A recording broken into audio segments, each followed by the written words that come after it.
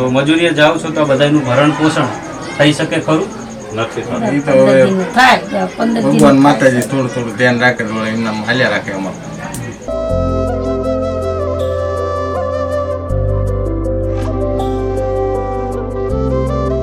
નમસ્કાર દર્શક મિત્રો, જય શ્રી કૃષ્ણ, જય સિયારામ.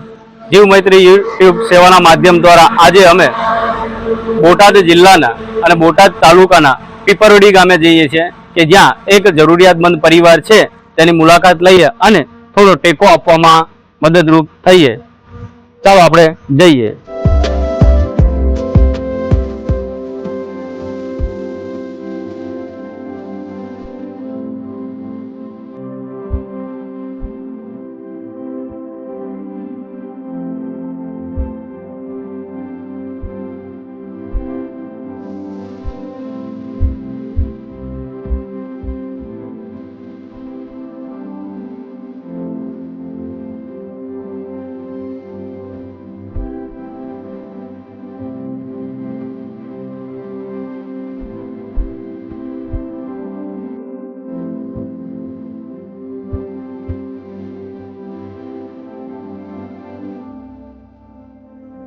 આપણે આજે બોટાદ જિલ્લાના અને બોટાદ તાલુકાના પીપરડી ગામે આવ્યા છીએ કે જ્યાં એક પરિવાર છે કે જે જરૂરિયાતમંદ છે અને આપણે આવા પરિવારની શોધખોળ કરી અને અહીંના સરપંચ શ્રી દ્વારા પણ એક વાત થઈ હતી કે ભાઈ આજે અમે કીટ આપવા આવીએ છીએ.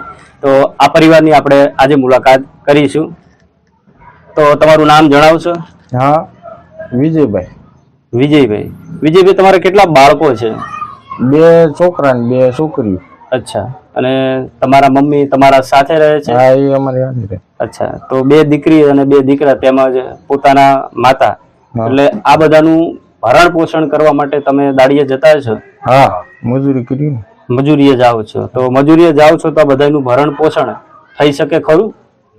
એ તો હવે ભગવાન માતાજી થોડું થોડું ધ્યાન રાખે તો એમના હાલ્યા રાખે અમારું.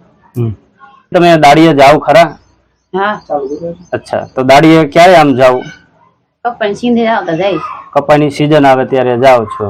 અચ્છા, એટલે એમાં પણ તમે તમારા પતિને થોડો સાથ સહકાર આપો છો જેથી બાળકો મોટા થઈ જાય.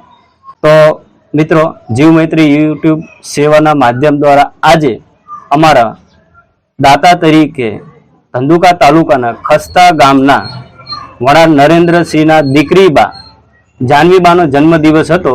તે જન્મદિવસ નિમિત્તે આ પરિવારને 20 થી 25 દિવસ ચાલે એટલી રાશનની કીટ આપેલી છે. તો તમે એમને કઈ 2 શબ્દ કહેશો? એમને ભગવાન માતાજીનો એમ કેવી છે કે એમને બહુ સારું આપે અને અમને આટલું સહાય મળે બહુ સારું કરે એમનું. વણાર જાનવીબાના જન્મદિવસ નિમિત્તે આ પરિવાર છે એ જાનવીબાનો તેમજ એમના પરિવારનો આભાર વ્યક્ત કરે છે અને એવા આશીર્વાદ પણ આપવામાં આવે છે કે ભાઈ એમને હંમેશા સુખી રાખે. અને જાનવીબાના જન્મદિવસ નિમિત્તે અમે પણ તમારા આભારી છીએ.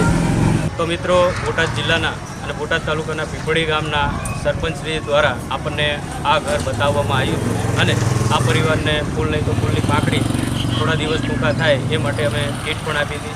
તેમજ સરપંચશ્રીનો હું આભાર વ્યક્ત કરું. ધન્યવાદ તમને દીધું ગરીબ માણસ. જય માતાજી.